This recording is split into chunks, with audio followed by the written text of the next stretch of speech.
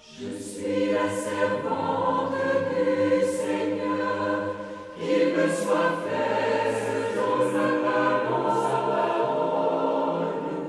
Le Tout-Puissant a fait des merveilles. Chante mon âme, chante Magnificat.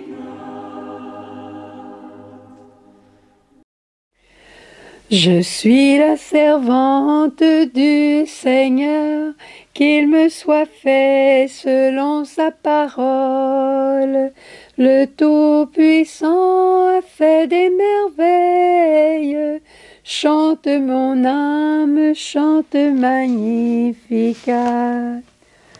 Ceci doit être le chant de la Vierge Marie en ce jour de la fête de l'Annonciation.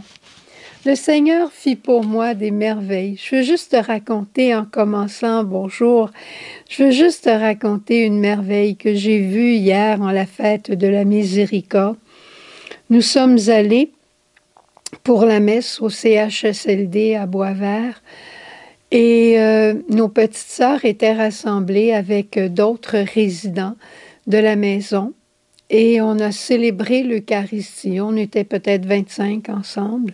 On a célébré l'Eucharistie. Mais pendant l'Eucharistie, pour que les petites sœurs, même en perte cognitive, et les autres résidents puissent recevoir l'indulgence plénière, puissent recevoir la miséricorde de Dieu à profusion.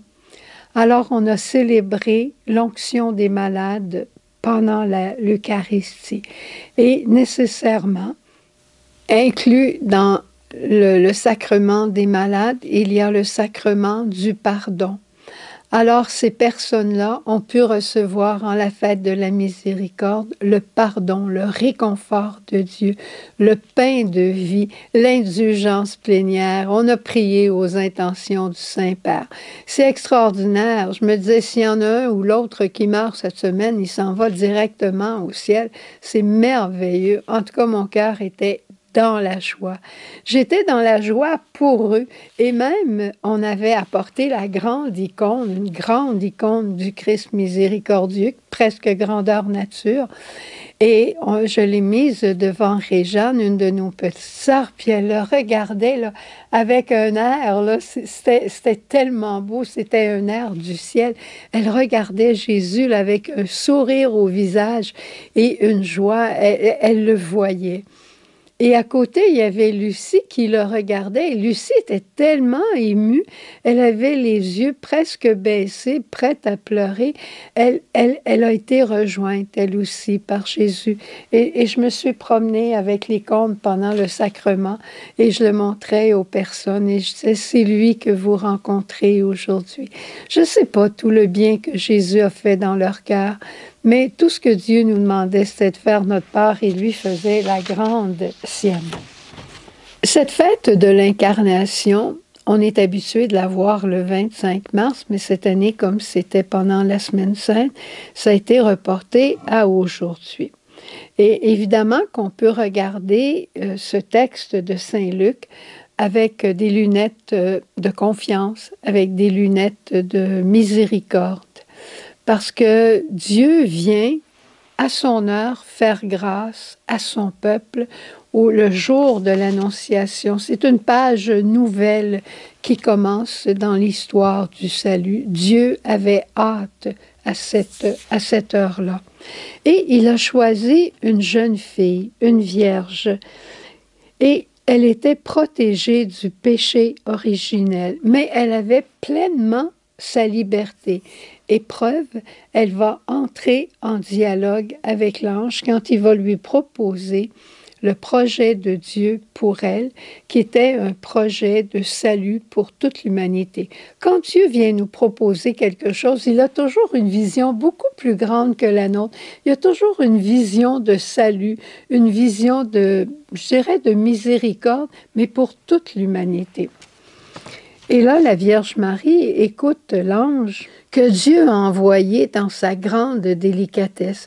Dieu est venu lui proposer son projet et Marie accueille la proposition, mais dans sa liberté, elle, comme je te disais, elle entre en dialogue avec Dieu et elle pense aussi à son propre projet parce qu'elle avait un projet de virginité conjugale avec Saint Joseph qui était un très beau projet, un projet très louable.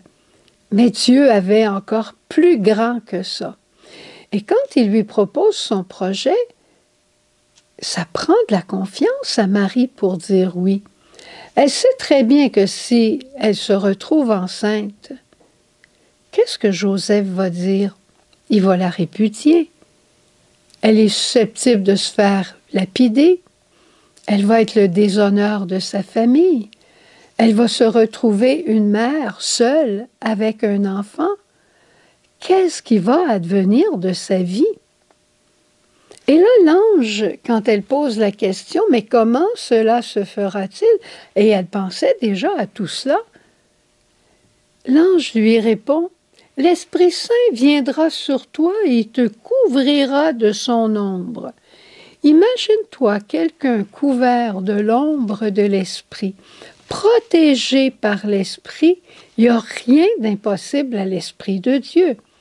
Et preuve, c'est qu'il va lui parler d'Élisabeth. Élisabeth qui vivait en quelque sorte la stérilité avec une certaine honte. Elle était mise de côté, une femme qui n'avait pas conçu. Et à son âge avancé, alors que, en principe, tout était fini, eh bien, elle va devenir la mère de Jean le Baptiste. Alors, la Vierge Marie, elle regarde tout ça et elle a une réponse à donner à Dieu. Et Marie a une âme qui est déjà toute miséricordiée par avance par le salut que Jésus lui mérite et te mérite et me mérite à la croix. Jésus s'est fait le serviteur souffrant pour venir nous sauver. Et Marie, sous l'ombre de l'Esprit, répondra au Seigneur dans la lignée, je dirais, du salut que lui a donné Jésus. Jésus, fils obéissant, serviteur souffrant, serviteur du projet de Dieu, donne le salut à Marie et Marie répond, « Je suis la servante du Seigneur, qu'il me soit fait selon sa parole. Je suis la servante comme mon fils est serviteur, sera serviteur, qu'il m'advienne selon sa parole, car lui viendra dans le monde comme le Fils obéissant. » C'est magnifique ce texte. Devenons, toi et moi, des âmes mariales. Marie vient porter Jésus à notre monde. Toi et moi, nous sommes appelés en Marie à faire naître Jésus dans le cœur de nos frères. Faire naître Jésus par notre espérance, par notre miséricorde, par notre compassion, par notre charité, par notre bienveillance. Toutes ces belles choses qui nous habitent sont le fruit de l'Esprit Saint. Et quand on les transmet à d'autres, pas en parole, mais en œuvre de miséricorde, Jésus naît dans le cœur de l'autre. Bonne fête de l'Annonciation.